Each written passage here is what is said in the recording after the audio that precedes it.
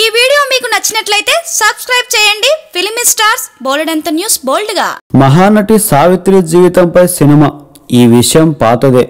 Mahanati title పై రూపొందుతున్న చిత్రంలో కీర్తి సురేష్, సమంతలు నటిస్తున్నారన్న విషయము పాత సంగతే.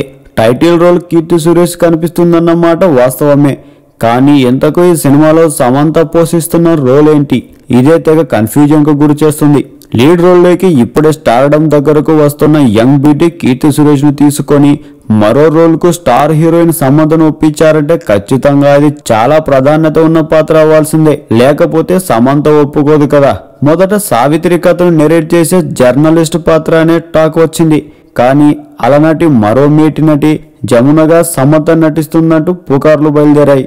ఇప్పుడు మళ్లీ సమంత పోషిస్తున్న పాత్ర విలేకరి రోల్ మాత్రమే అంటున్నారు. ఇది కూడా ఇప్పటి జర్నలిస్ట్ కాదట, 1980 కాలం నాటి జర్నలిస్ట్ పాత్ర అంటున్నారు. సావిత్రి జీవిత చరిత్ర అంటేనే పీరియాడిక్ కాన్సెప్ట్. దాన్ని వివరించే జర్నలిస్టు రోల్ కూడా 80 సంవత్సరాల నాటిదే అంటే మరో పీరియాడిక్ అవుతుంది. ఇది కూడా నిజమే అని ఇప్పుడే చెప్పలేం.